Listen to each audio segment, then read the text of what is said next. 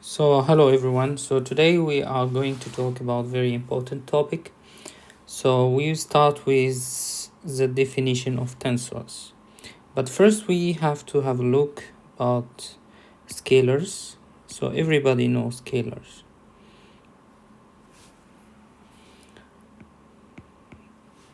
And many people already know vectors.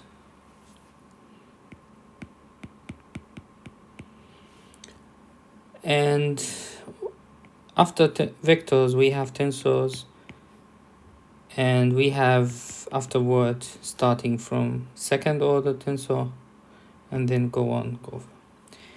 So let's drive an example to explain what's the difference between a scalar and vector. Many engineers, many physicists, all of mathematicians understand clearly what is the difference between scalars and vector, but let us give an example.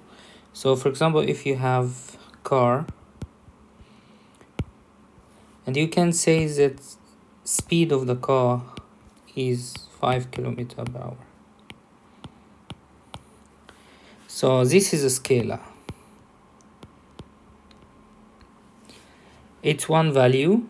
It gives you one information that this car moves with 5 kilometers per hour, but you don't know if this car is going to hit you, is going to hit the tree, is going to cross this, it's going to achieve this distance, it's going to arrive to that city in the near future. But you need more information to know all of this. And this comes, like some people use it mistakenly interchangeably, speed and velocity. So if we go to velocity, so to define the velocity of the car, you cannot say only 5 kilometers per hour. So you have to say, for example, if this is the land that the car is moving,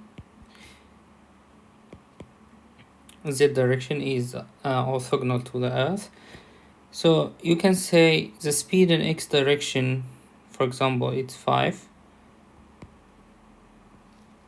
And the speed in y direction, it's also 5. So now you have two speeds, but from these two speeds you can know which direction the car is going. And you can write the velocity of the car, not one number, but 2. And we call that here, you can say 5 and 5, or you can say 5e1 plus 5e2. What is e1 and e2? This is called the basis. The basis of your space. So it's kind of certain vector that you can describe all other quantities in it. So for example, if you take x direction and you say this is e1, its length is 1, okay, this is e2, its length is 1, so you can describe any vector by combination of these two bases. And basis is usually, so if this is like x and y, so e1 is 1 in x direction and 0 in y direction, and e2 is 0 and 1. Okay, to achieve a better understanding how to generalize over this, we can go for larger space, like for example R3. What is R3?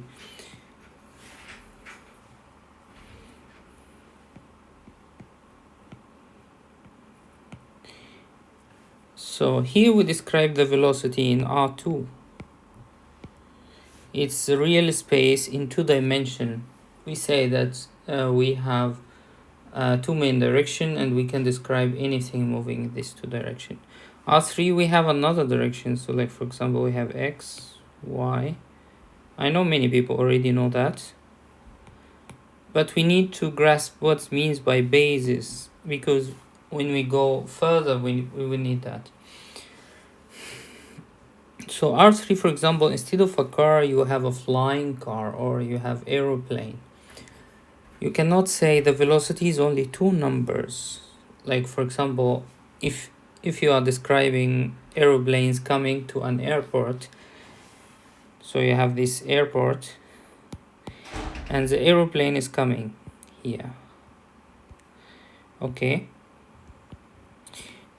This aeroplane to land successfully,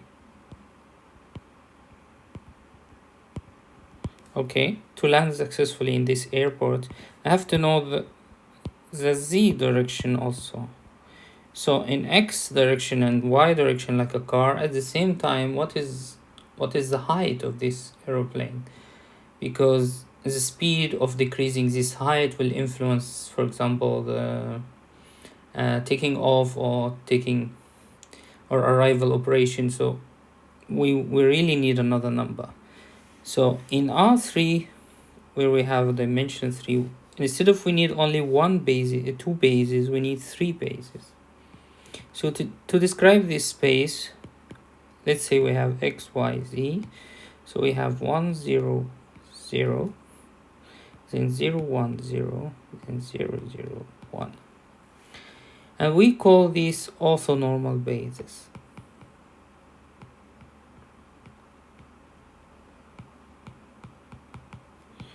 So they are perpendicular on each other.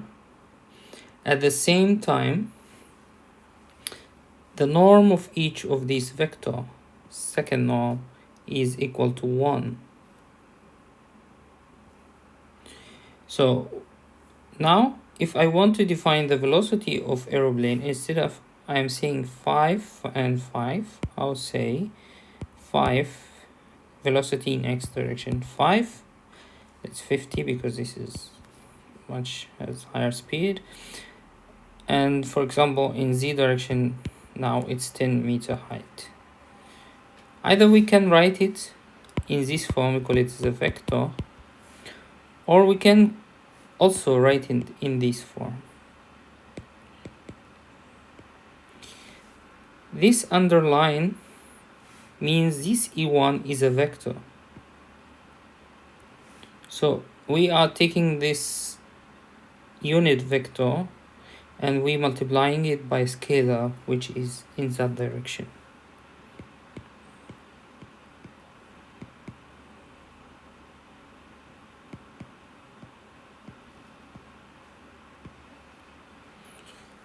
Some people also, in some other references, you will find up, not down.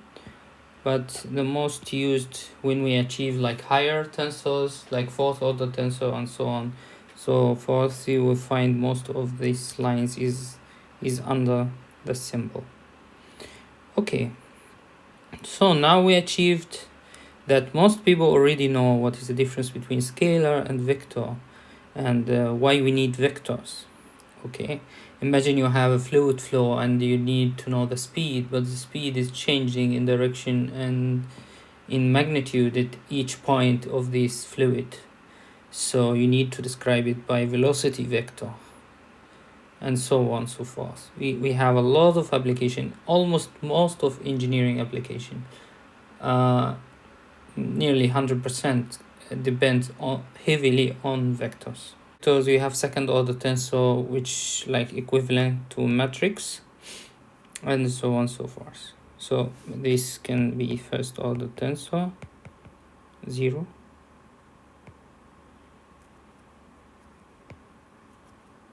sorry, this first, this second, so on. So this is usually a matrix.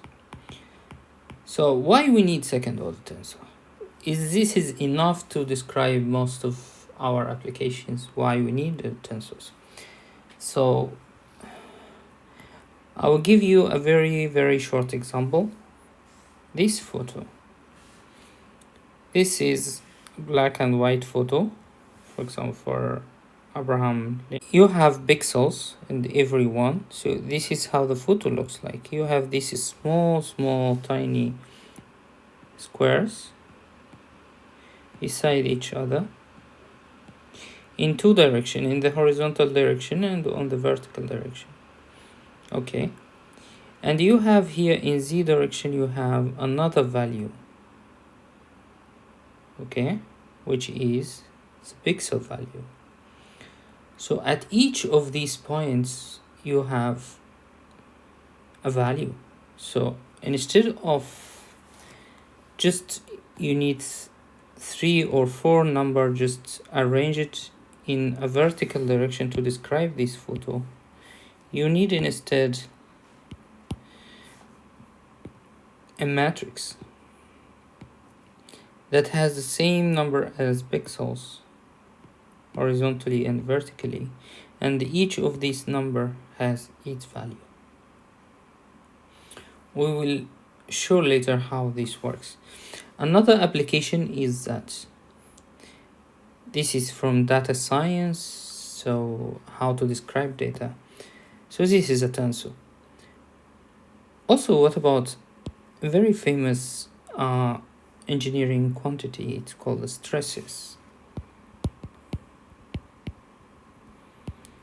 So the stress is actually affecting a surface. So if you have this very small cube of elements,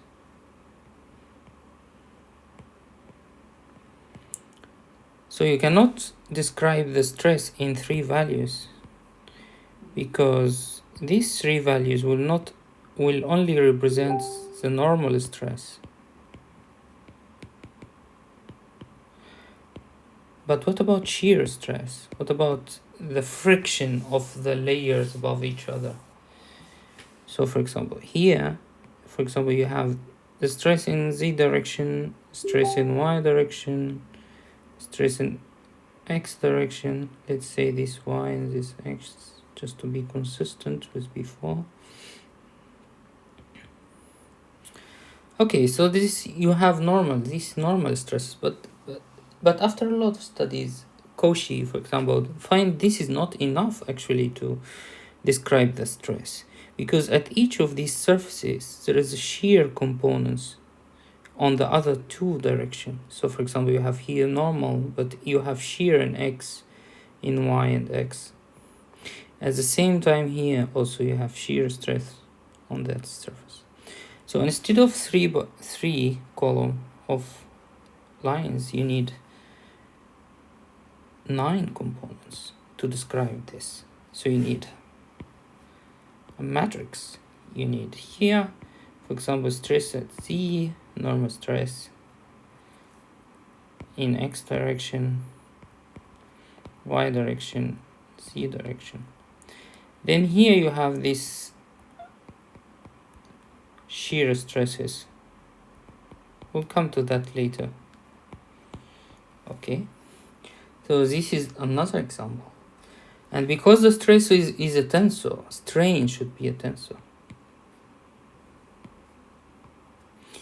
because these 2 quantities are equivalent to each other. Okay, so now we have the second order tensor, but what about the third order tensor or fourth order tensor? Do we really need it? Yes, we really need it, but because, for example, to plan a vector to a vector. So let's say we have a velocity vector 1 that consists of x1, x2, x3. And we have another velocity vector 2.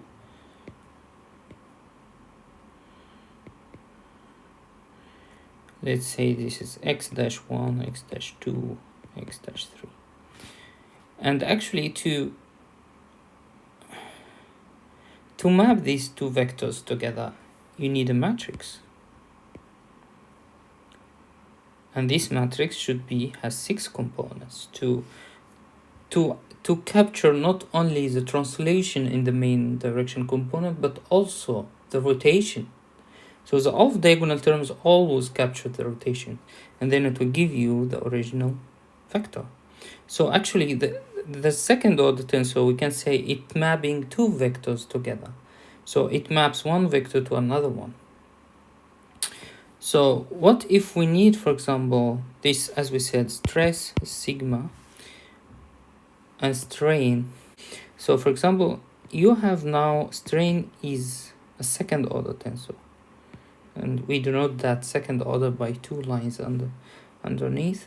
So what will map the stress to the strain? For example, we have Hooke's law.